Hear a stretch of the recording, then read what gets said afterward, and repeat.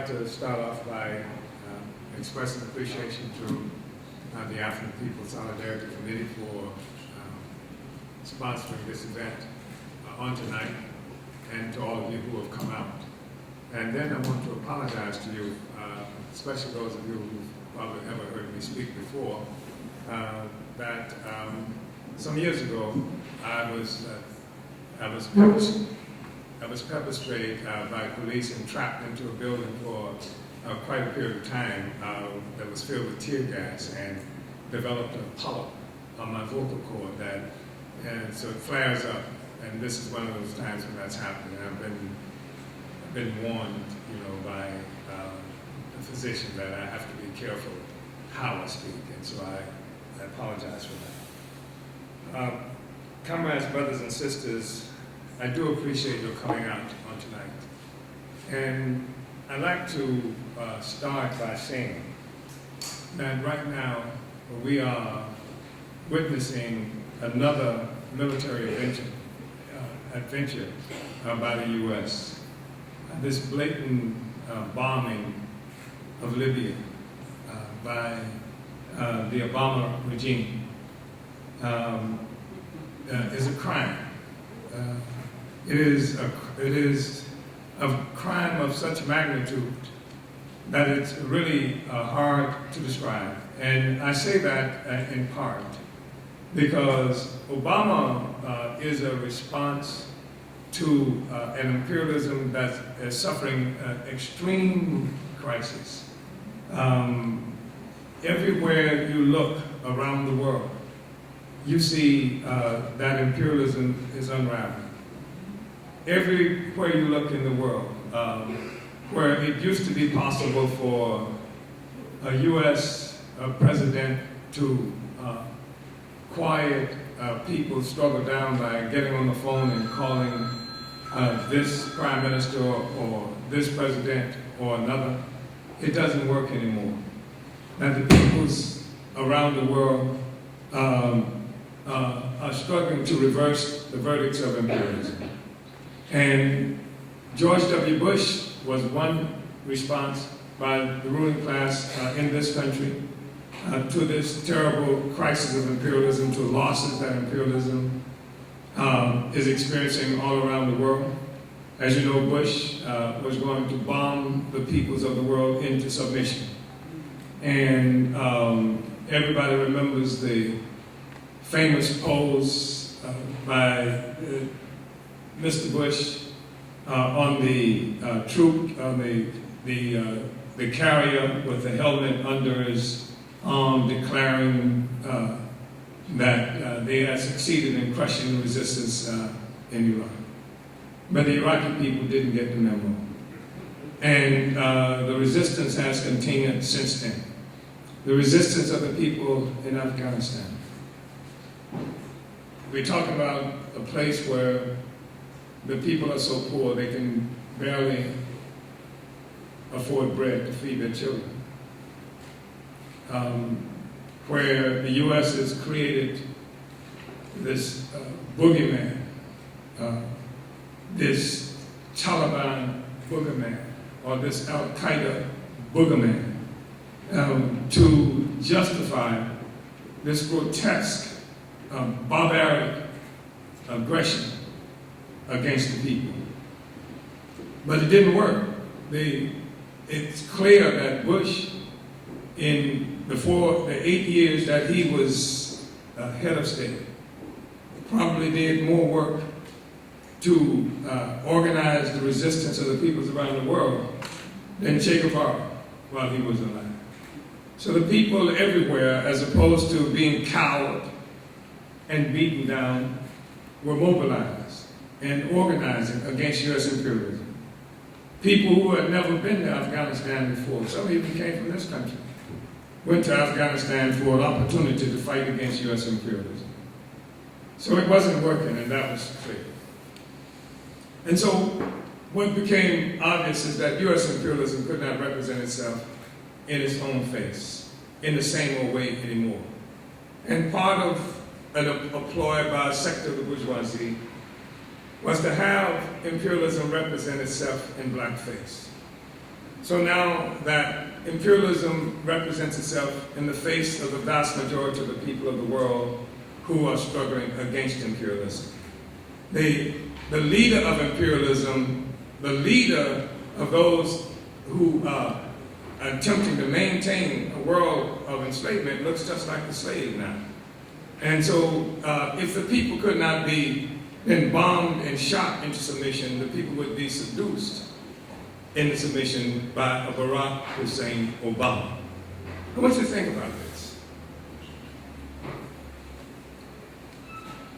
I believe that it is extraordinary.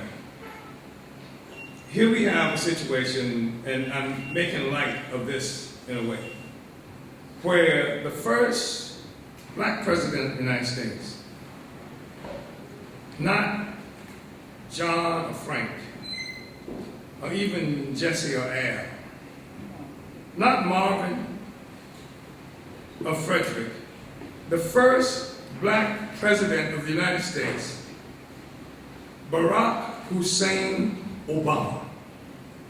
Somebody with an Arab Jewish name, Arab Jewish name, first name, Hussein. I mean, they just lynched Hussein, right, in Iraq, and Obama, right, and an African name. That is extraordinary. I mean, what are the odds of that?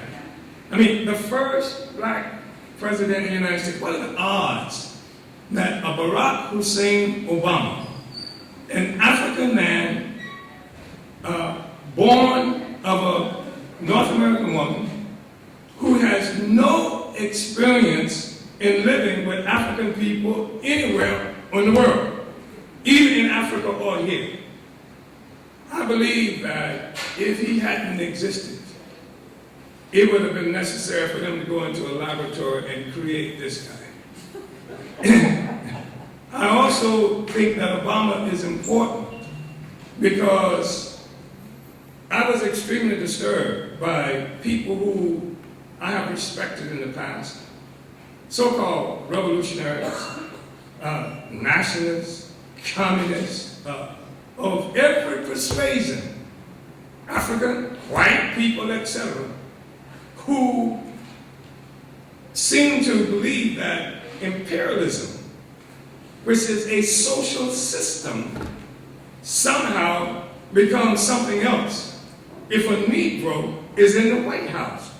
That was extraordinary to me.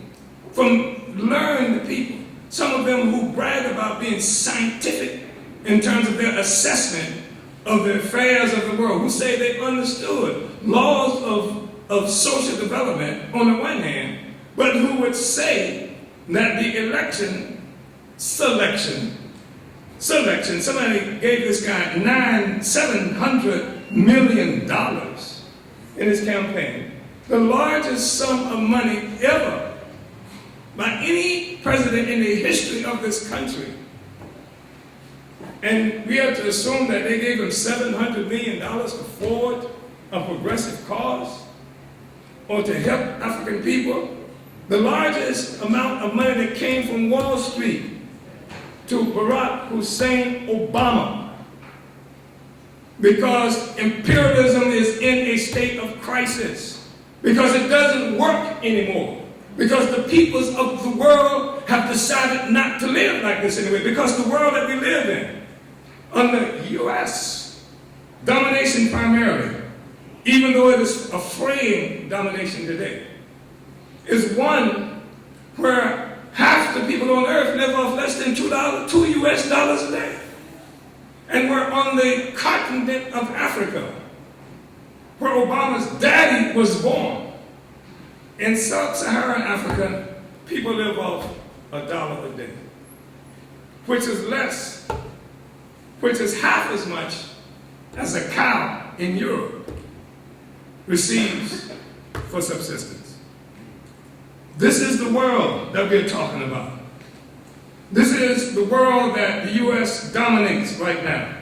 This is the world where people are rising up to change their relationship to imperialism, and it is a just struggle that the peoples of the world are engaged in. Now you have I want to be clear that I am a revolutionary, have been for a very long time. Understand and have understood for a long time that U.S. imperialism is the worst imperialism on earth. That the United States is a predator state. It is a predator state. That it has no redeeming values at all. That I cannot be spoken to about how bad Hussein was, Saddam Hussein was. You know, that was the thing. He's got weapons of mass destruction, but since we didn't find any, you know, he was a bad guy anyway. That's right. He couldn't live. If he lived as long as the mythological Methuselah, he could not commit as many crimes against the people as the American CIA has committed against peoples around the world. As the American FBI has committed against people right here in this country. As the American social system itself has committed against Africans, against the people Mexicans whose land we stand on right now, and the indigenous people in this country who live in concentration camps that we call reservations and who don't even get spoken of unless they're in the room. Okay. This is the America that we are talking about. The America where, and the world, where Africans and oppressed peoples have been essentially objects of history. Only referenced when and if we have some significance to the subjects of history, which have been Europeans and white people of the world. So, America holds no mystique for me. When people talk to me about, let's bring America back, I'm reminded of a joke by Moms Mabley, who talks about walking with a friend and stepping out in front of a car and getting hit. And after she gets hit, the guy says, "Look out." You say, "What? You're coming back again?" And that's what we talk about when we talk about bring America back, make America what America was. It is extraordinary. Let me tell you this. We live in a world that's fast changing. Imperialism is on its last leg. I can't guarantee what will happen to me when I walk out of this door. In the last few weeks, there have been calls for my assassination on public radio, and even the official website of the police department has called for drive-bys, shootings at our headquarters in Florida.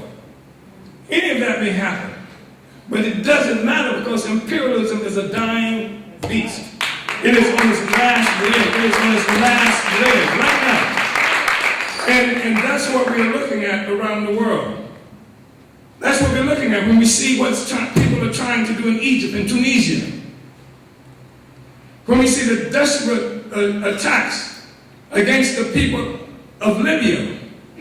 And this is no apology for the regime of Gaddafi, but it is recognition of what the hell is going on. And what is happening is that the balance of power on this earth is fast changing. First of all, imperialism represented itself as this dominant force in the whole world. It used to be tough, it used to be strong. Any place that it went grabbing and military action, taking this resource, taking that resource, and becoming strong and strong. But especially since the Second Imperialist War, that people refer to as World War II, which was a war between bandits to redivide the world among themselves. We've seen growing resistance of oppressed peoples around the world. During the Second Imperialist War, and shortly after, you see these struggles, national liberation. India, 47, becomes free. China, 49, becomes free. In the 50s, revolutionary activity all around the world, leading in 1959 to the liberation of Cuba becoming free. And that spreading like wildfire, not only throughout the Americas, but impacting even on the continent of Africa itself. And then in Africa in the 50s, what do we see? The Kenyan Land Freedom Army in the form of Mau Mau, that's what they call, rising up against the British, fighting for freedom. All these people who have been voiceless in the past, who've been voices, who've been simply objects of history, who didn't have the right, the authority, the freedom to even articulate our views about the ones who were oppressing us. Growing resistance around the world, leading to the kind of crisis that we're looking at today. We can go, don't even have to stop there. We can go through the 70s. 79, of course, the comrades seized control in Managua, in Nicaragua. And of course, we see the uprising of people in Iran. And you should know about the history of U.S. imperialism in Iran before you get involved in following this insanity that they are talking about how the Iranian regime is this terribly criminal regime. You should know that they had elected in the 1950s a man, was Mohammad Mossadegh. Elected, the Iranian people elected him. And he had the audacity to talk about nationalizing their oil. Nationalizing their oil in Iran, not in Texas, but in Iran. And that the U.S. government overthrew Mossadegh and replaced him with this horrible creature, the Shah of Iran, that was a vicious animal in oppressing the people there. So that even when Iranian students were in this country, if they wanted to hold a demonstration, they wore paper bags over their heads, paper sacks over their heads, because the Shah's secret police, the Savak, if they would see them, identify them, they would go home and terrorize and brutalize and torture their parents, etc. The U.S. put the Shah there. And the people rose up and overthrew this dictator in 1979. And you've just had these cascading struggles of the oppressed peoples around the world to take back our freedom. Happening in this country. The 1960s, as the Chinese revolutionaries used to say, when revolution was the main trend in the world. And I want to say this because people want to treat this phenomenon that happened here in Berkeley and in Oakland, California, with the Black Panther Party as an example, as one example of some peculiar phenomenon. When it was part of a revolutionary movement that was happening worldwide, everywhere a revolution was happening, and here too. And everywhere revolution was happening, this government and other imperial powers criminalized the revolutionaries, criminalized revolution, and did everything in their power to overturn it. And what were the people struggling for? Just happiness. People fighting for happiness in the return of the resources that have been stolen from them. Somebody in Venezuela decided that the oil resources here should feed our babies.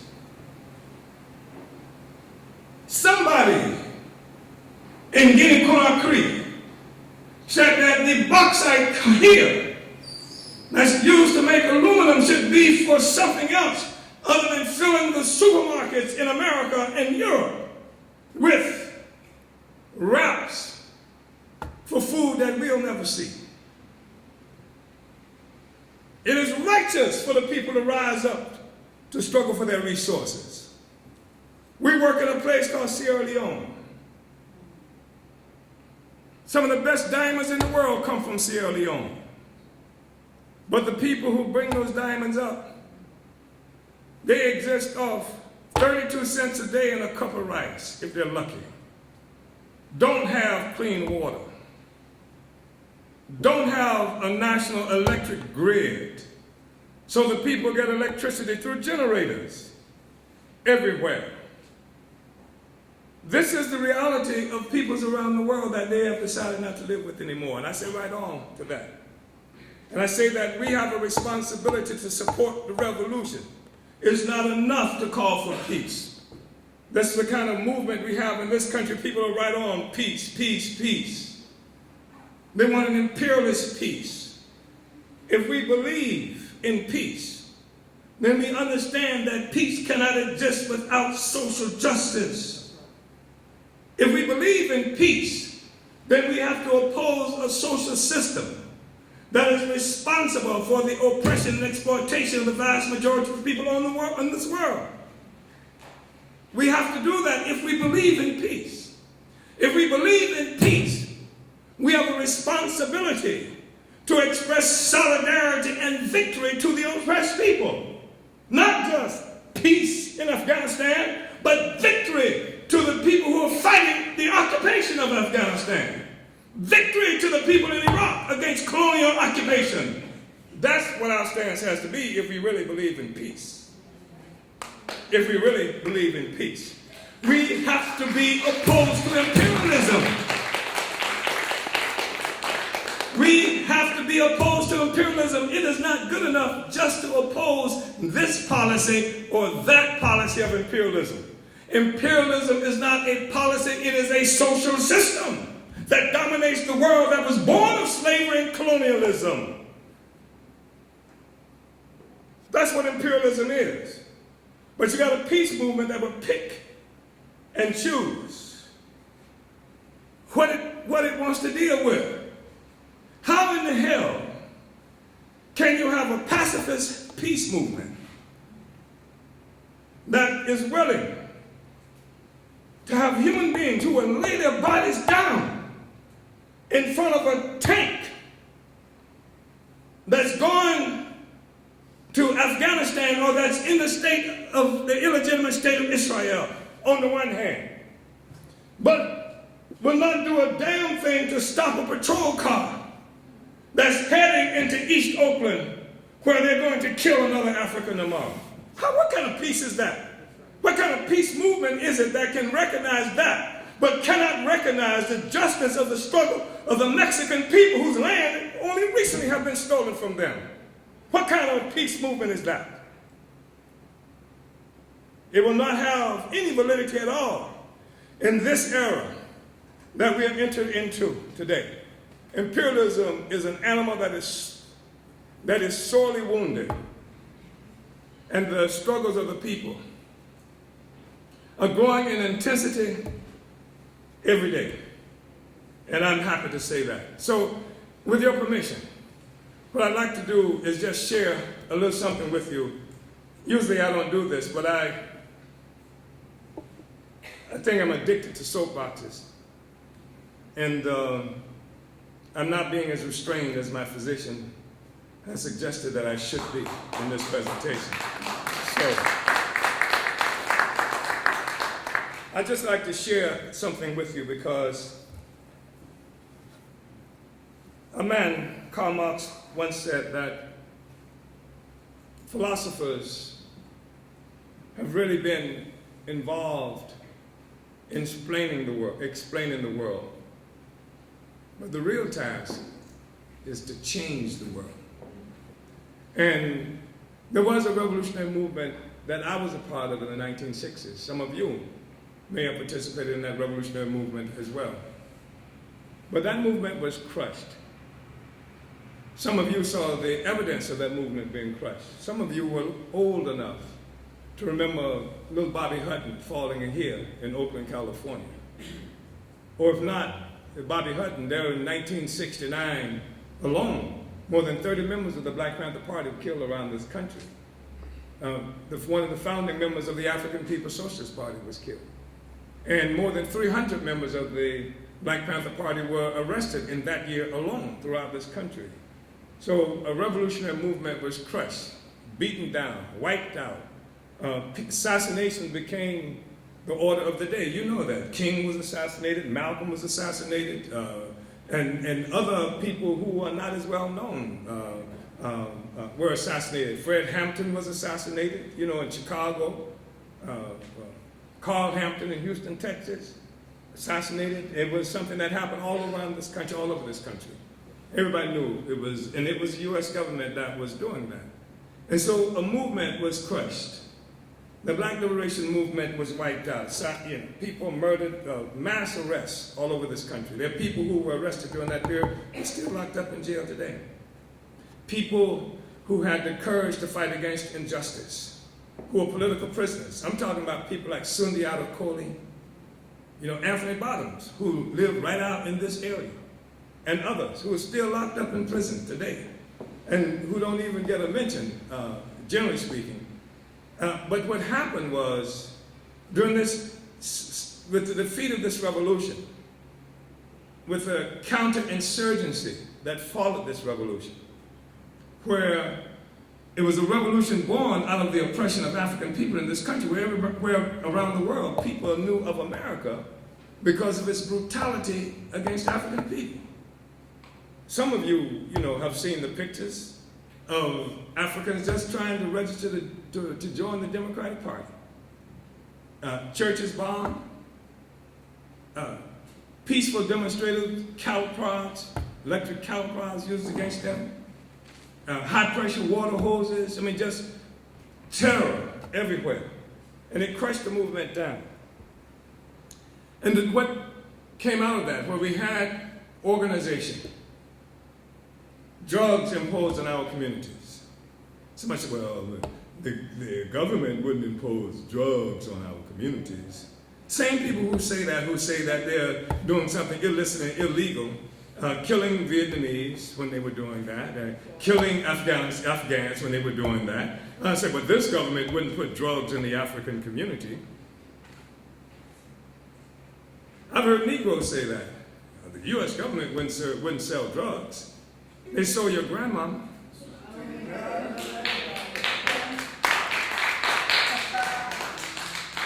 Why wouldn't they sell drugs? What is there about this country that would make you assume they wouldn't sell drugs? Capitalism was built in part off drugs. Did you know that? Did you know that French colonialism, under the French, on Vietnam, under French colonialism, that the majority of the resources, colonial resources coming from Vietnam under French domination came in the form of drugs? That there were more than 3,000 legal opium dens in Vietnam under U.S. imperialism, under French rather. Did you know about the Opium War? That the British fought against China 1841-42? You know how that came to be, the British became to be such tea drinkers? They don't grow tea in Manchester. Because China had tea, England wanted tea, China wouldn't trade tea with them for opium, and they fought a war with China to make China take opium for the tea. That's how the tea got to England, and that's how the Chinese became a nation of junkies. A war. We're talking about capitalism. We're talking about the vilest social system that has ever existed on this earth. Born of selling black people. Born of destroying whole nations of people throughout the Americas. This is capitalism. I'm not talking about what they write in these little civic lessons that they give you. I'm talking about capitalism as it exists and how it came to be in the real world. This is capitalism. It's a filthy social system. But what happened is the revolution was crushed in this country. And after they crushed the revolution in this country, you had this thing that is basically of academicians and NGOism that is a substitute for revolution. You got whole groups of people existing on university campuses who write books about the black world, who go on speeches and do raps and all these other things that have nothing to do with transforming a social system, have nothing to do with the oppressed having power over our own lives. They teach us about racism and loving everybody, but they don't tell us that the racism they're talking about is simply the ideological underpinning of a social system built on slavery and colonialism. That the objective of the oppressed should not be about trying to get the oppressor to like us or to love us, but to get power in our own hands. That Henry Kissinger was absolutely correct when he said that power is an aphrodisiac. So if you want the oppressor to love you, then get some power in your hand and you will see that Kissinger was absolutely right. They will learn to love you. Don't believe that, do you? I'm sorry. We got leaders who unfortunately would prefer to be loved than to be free. So we had a movement that was crushed, and then this thing of academicians and NGO forces traveling around with careers doing that and writing magnificent books. I mean, you can look at the research, they've done extraordinary things, but this book is not about that. This book does not have as its task simply to explain the world, but it's about changing the world. And so what we talk about here by way of theory is to give us a grip on the reality that we're confronted with so that it can be changed, so we can overturn our oppression. Because I don't want to live like this no more, and I'm not engaging and don't want you to be involved in any kind of movement that is not about the acquisition of political power in the hands of the oppressed. The hands of the oppressed. It is true that the oppressed and the oppressor have different material interests. I don't care how many of these persons they put on television about talking to you about what your interest should be. The oppressed and the oppressor have different interests. I have a dear friend of my family's who I grew up with in St. Petersburg, Florida. He is an undertaker. His interest, is in the interest, his material interest is in his material interest for me to die. I think he likes me. I really do. But it is in his material interest for me to die, for my sister, my mother, my lover, for them to die. It's his material interest. He makes his living. He will send his children to school of our deaths. But it is in my material interest to live as long as I can, which is why I run 3 days a week. I work out in the gym 4 days a week. I don't eat meat and do a lot of other things so I can stay on earth as long as I can. We have conflicting material interests here. You will never catch me. I can go to a mortician's convention and hear an undertaker make the best speech in the world.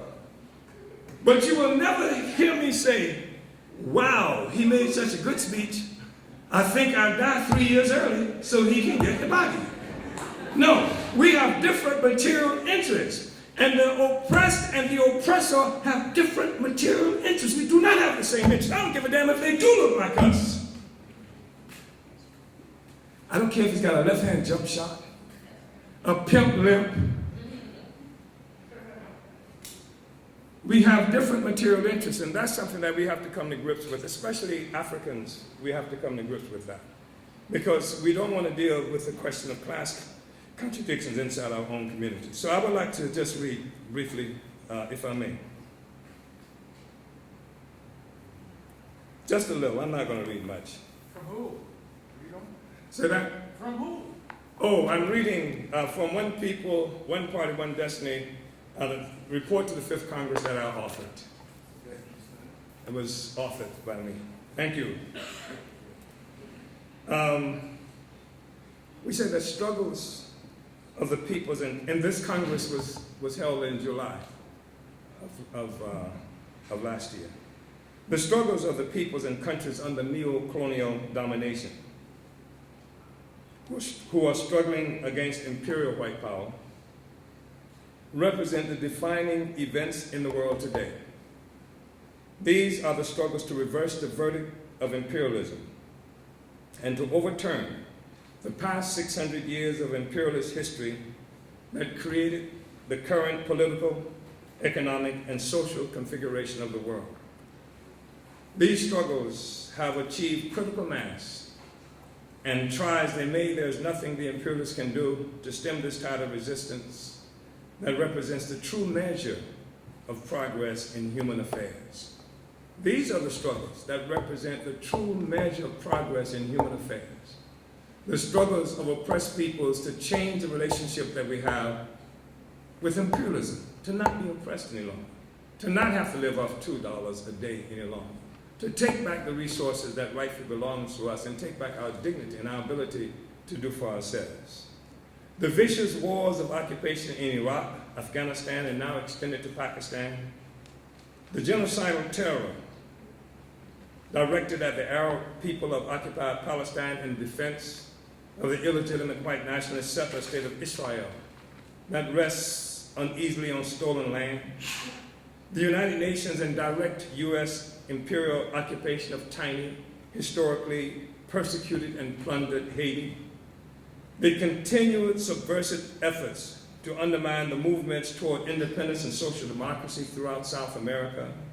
None of these imperialist efforts will succeed in changing the course of history that we in the African People's Socialist Party have characterized as the era of the final offensive against imperialism. The ongoing chest-thumping threats by the U.S. against the Democratic People's Republic of Korea and the Islamic Republic of Iran will fail to turn back the tide of history, regardless of the immediate future of either of the two regimes, both of which we must defend from U.S. aggression. Neither the U.S. Africa Command, nor the incredible array of aggressions against Africa, current and throughout Africa's colonial and neo-colonial history, will succeed in maintaining the imperialist death grip on Africa and its future. Increasingly, the peoples of the world recognize U.S. bluster and machinations as the desperate, near-hysterical maneuvering of a dying beast, or as the imperialist pundits like to say, of an empire in decline. There is no greater evidence of imperialist despair than the selection of Barack Hussein Obama by U.S. white rulers as U.S. President and chief imperialist public representative to the world. More and more, this effort to give imperialism the face of the slave is being recognized by the world as the cunning act of desperation that it is. And we say that our party, we say that while the struggles of the world's peoples against imperialism constitute a powerful threat to the very foundation of imperialism, they are, generally speaking, struggles that lack consciousness of their interconnectedness. Most often, they are struggles of peoples who are compelled by the brutal conditions of existence imposed on them by imperialism, forcing them to rise up as a matter of self-defense. I was talking to a comrade earlier today who was raising the question about what we see happening in Egypt and Tunisia. And these offer promise, but they were saying, but they're not talking about socialism or anything like that. They weren't compelled by ideology. They were compelled by conditions. They were compelled by brutality and poverty. They were compelled by a regime that has been funded to for $1.3 billion a year just in military aid by the United States to keep them suppressed.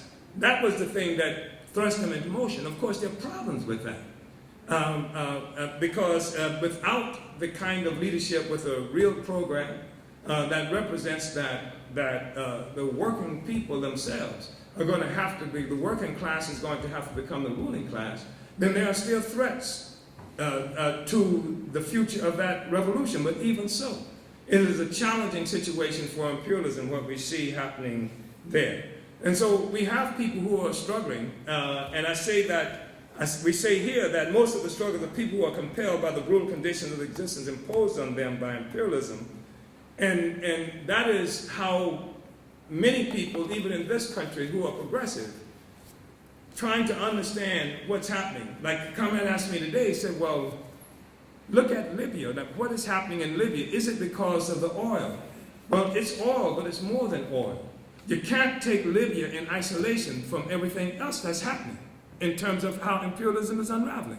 Libya is Venezuela, is Bolivia, is all the other struggles that's undermining the complete authority and power of imperialism. Libya is adding to the problems of what we call Western imperialism that China is causing for it. China encroaching on what was, up to now, a dominant Europe and American dominant presence on the continent of Africa. China, the fastest growing economic power in Africa today.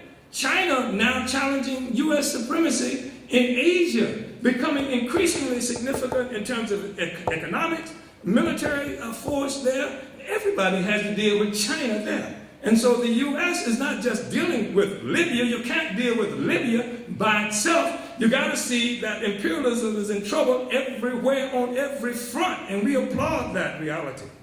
We applaud that reality. It's in trouble everywhere. So Libya is not just a little, so what is it that will make them attack little Libya? A little Libya by itself is little Libya. But little Libya, in the face of this whole change of power relations happening in the world for imperialism, is a big, big problem for them. Iran is a big problem for them. Standing by themselves, maybe not. But given all that is happening and through the growing decline, that's a country, that's an oxymoron, isn't it? Growing decline. But in the face of the decline, you see, then Libya is a very serious problem for them. Because if you look at Libya, hard line, in terms of the Palestinian question, support of Palestine, opposed to Israel, which is the gendarme, which is the military outpost of U.S. imperialism that protects all of its interests in the Middle East, recognizing the possibility of the masses rising up throughout the Arab regimes, but that white country there, Israel, is going to be there and protect its interests. And now, Egypt, and even Bahrain, where the Fifth Fleet has been positioned in order to help maintain the status quo within these reactionary Arab regimes. So it's not just Libya. It's the whole thing that is unraveling, and the imperialists have the ability to see that, and we have to have the ability to see that too. If we see all of that, then we are not impressed with the bluster or with the missiles being shot on Libya, because they are not solving their problem by attacking Libya.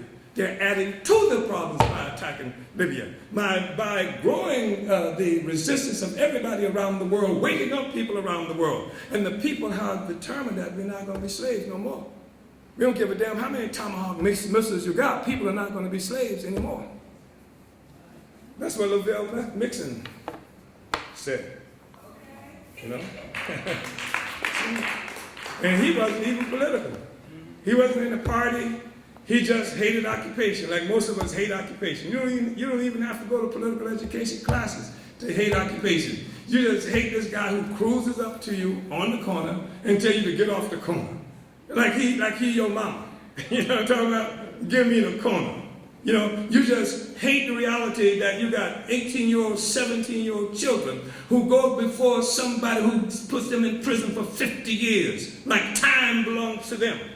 You understand? People are not just going to keep doing that. You got a million African people locked up in these prisons, and we're just supposed to keep going to prison. People are not going to do that. They don't have to have political education to resist that. They just have to have common sense to do that. People are upset because we don't apologize for Lavelle Mixon.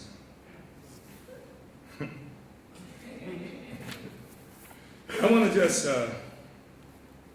say that I want to be brief.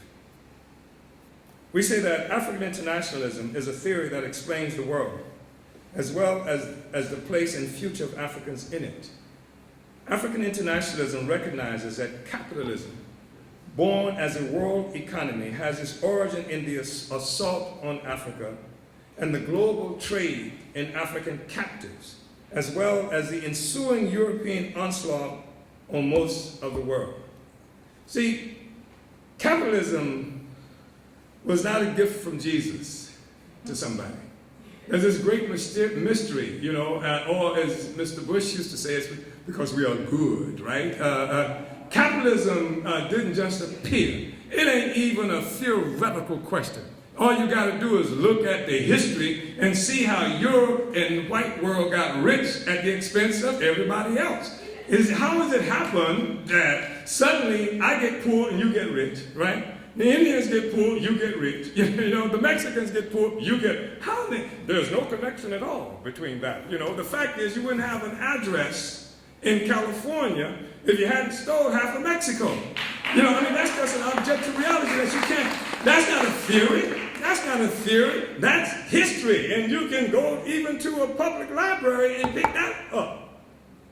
Well, you see, when you say stuff like that, you're breeding hatred. And the thing is that it's really bad, you know. Anybody ever read a book called Catch-22? It's an old book. It's an anti-war kind of book written about, I think, was it the Second Imperialist War? It was written about. And the main character is somebody who's doing everything he can to get out of the war. He doesn't want to fight this war, doesn't want to be in the war. And he does all these things, and finally he really annoys the general so much that they're ready to let him go. And the condition for letting him out of the army is, they say, you've got to like us. You've got to like us. You let you up, you say you like us. And that's the kind of condition that's imposed on oppressed people. We got to say we like it. We can't say this is what you have done. You know? And again, we have a problem because white people in the world are accustomed to being subjects of history, and we are objects of history. I'm not accustomed to anybody else saying what the hell we think, how we feel, and how we feel about white people for what you do. So I'm talking now about objective truth. I'm not even talking about slander. You understand what I'm saying? I'm talking about objective truth. It is objectively true that Africans did not find ourselves 400 or 500 years ago hanging around in Angola, listening to the last poets, and say, guess what? You know what? Like 400 years from now, I believe that there's going to be a need for basketball players in America. Let's get a jump on it and leave early. It didn't happen that way. It did not happen that way. War was made against Africa. An attack on Africa was made that resulted in Africa itself becoming dominated and controlled, and the whole continent turned into a station for the creation of black commodities that would be sold around and dispersed around the world. And African people ourselves, being dispersed around the world, separated from each other, etc., false borders on the continent and every place else, created to keep us separate from our resources and from ourselves. That's how that happened. And then we worked for nothing. We worked for free. And then even after slavery was over, they created this thing called convict leasing, which was worse than slavery, where we were not now owned by some white individuals who had some stake in keeping us alive in order to protect his own quote-unquote property. Now we were owned by the state, who leased us out to white people. Do you understand what I'm saying? We rebuilt the South after slavery was over. It was worse than slavery, and the slogan was, because they killed us so often under those conditions, the slogan was, one dies, get another. This is the conditions that brought wealth and the resources to the white world, not just us. I'm talking about what happened to the Chinese.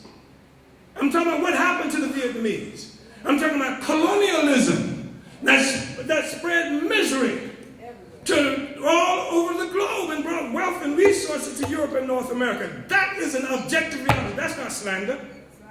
But you can't say that. Because if you say that, you're spreading hatred and bitterness.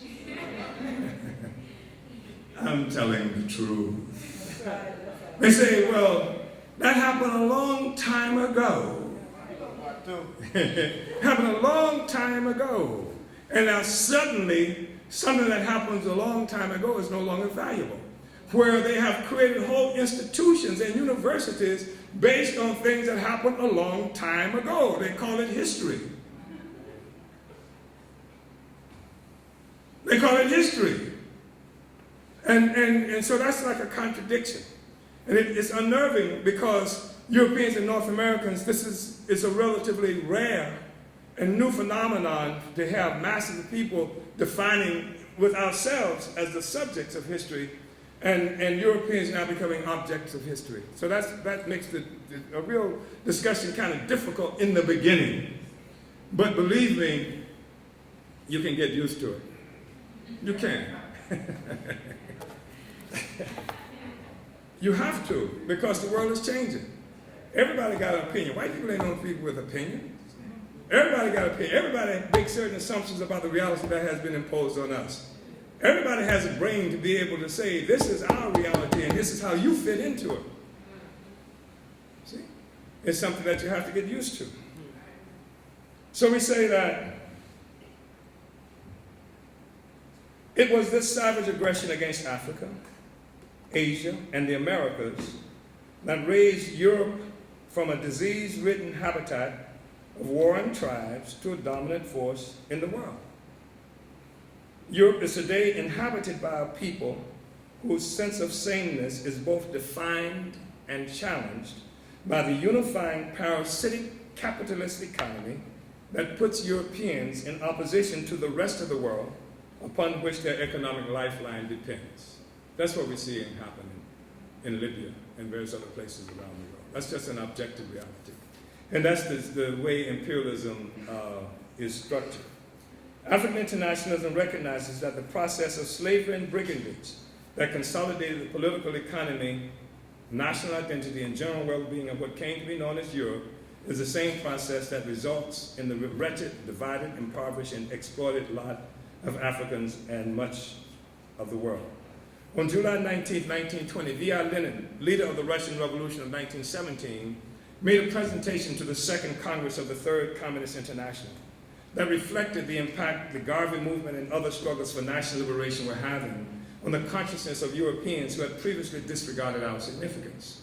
Faced with the growing clamor and actions of the world's peoples to escape imperialist domination, Lenin was forced to conclude, quote, "World imperialism shall fall when the revolutionary onslaught of the exploited and oppressed workers in each country, overcoming resistance from petty bourgeois elements and the influence of the small upper crust of labor aristocrats, merges with the revolutionary onslaught of hundreds of millions of people who have hitherto stood beyond the pale of history and have been regarded merely as the object of history." So this is what's going to take imperialism out. And that's something that the North American and other European leftists will have to understand. I'm going to quote you this, a couple of things from Marx, and then I will entertain another kind of discussion by you. Karl Marx sought to explain capitalism and its advent in a seminal work entitled Capital, published in 1867. Though Marx's Capital was undoubtedly one of the most influential works of the past century, it marginalized its most important points. Found buried inside of Marx's works are key observations that give scientific credibility to the assumptions held by Africans and others who have been the ultimate victims of capitalism and whose emancipation would determine the future of capitalism. Establishing the origin of capitalism and its dynamics within the European world as having their basis in the forcible expropriation of massive amounts of value from Africans and others, Marx wrote in Part 8 of Capital, quote, "We have seen how money is changed into capital, how through capital surplus value is made, and from surplus value more capital. But the accumulation of capital presupposes surplus value. Surplus value presupposes capitalistic production. Capitalistic production presupposes the existence of considerable masses of capital and labor power in the hands of producers of commodities. The whole movement, therefore, seems to turn in a vicious circle, out of which we can only get by supposing a primitive accumulation preceding capitalistic accumulation, an accumulation not the result of the capitalist mode of production, but its starting point. An accumulation of capital not the result of the capitalistic mode of production, but its starting point." he goes on to say this primitive accumulation, listen, this primitive accumulation plays in political economy about the same part as original sin in theology.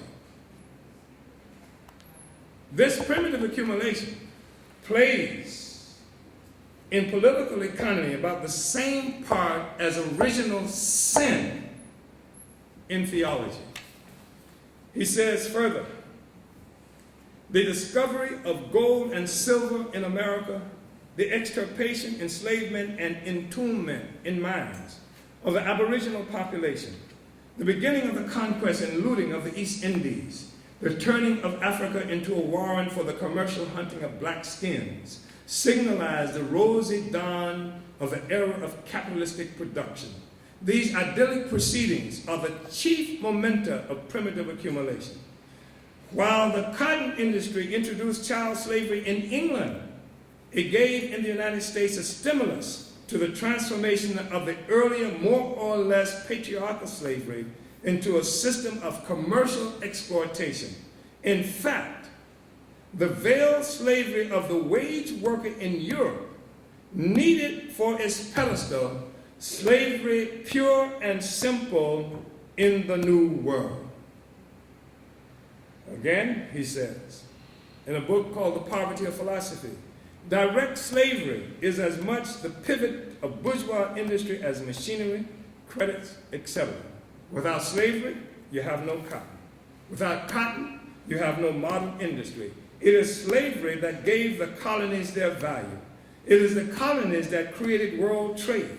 And it is world trade that is the precondition of large-scale industry. Thus, slavery is an economic category of the greatest importance. Without slavery, North America, the most progressive of countries, would be transformed into a patriarchal country. Wipe North America off the map of the world, and you will have anarchy, the complete decay of modern commerce and civilization. Cause slavery to disappear, and you will have wiped America off the map of nations. This is Marx. And Marx was not a black nationalist. But I want to say, we say here, we have to note that here then is the historical materialist basis of African internationalism, which is again not simply an explanation of the conditions for Africans, it is an explanation of the world and the relations experienced by all of us in this world that has come to exist with the ascendancy of capitalism as a world economy. We have to note here as well that Marx's description of slavery as an economic category and his concept of primitive accumulation provide outstanding examples of historical objectification of African people by Europeans. The entire historical process that resulted in the total disruption of the political economy of Africa, the imposition of colonial borders and the capture and dispersal of millions of Africans whose forced labor was responsible for the development of Europe and European society, is characterized as an economic category. Marx reduced the process of European pillage and plunder of the world and the ensuing genocide and enslavement to quote-unquote primitive accumulation of capital, a footnote whose function in history is to explain the development of Europe. So I just wanted to share this with you. We say a lot more, as you can imagine, and we talk about solutions, about what it takes to make revolution. And we talk about the centrality of the African Revolution for that. We talk about how what the party, the African People's Socialist Party, is doing now is a modern version of what Marcus Garvey struggled to accomplish, to actually struggle to unite and liberate African people worldwide, a dispersed nation of people. And this is not just a discussion. I mean, we exist as a small party in this country, in the African People's Socialist Party USA, but the African People's Socialist Party USA is a part of the African Socialist International, an international party. That's why we say here, one people, because we are one people dispersed around the world as Africans. You can't get on the boat in Africa as an African in 1619 and then get off in Jamestown as a Negro. If we were Africans when we got on the boat, we were Africans when we got off the damn boat. You know, so we are one people. We say one party because we have to have a single organization such as what Garvey built, an international organization that gives our struggle a strategic character wherever it's being waged, whether it's waged in America, whether it's waged in Colombia, where we have organization, whether it's waged in the Bahamas, where we have organization, whether it's waged in Europe, in England and Belgium and France, where we have organization, whether it's waged in East Africa, West Africa, and Southern Africa, where we have organization, or Canada. We have to have a single organization. That's what Garvey was able to organize. We have a socialist international. So we say one people, one party, and we have a single destiny. And that is a destiny as a free people. That is to say that we have a responsibility to win our freedom, to win power over our own lives in association with all the other oppressed peoples in the world who are involved in the same struggle to overturn the verdicts of imperialism. Thank you.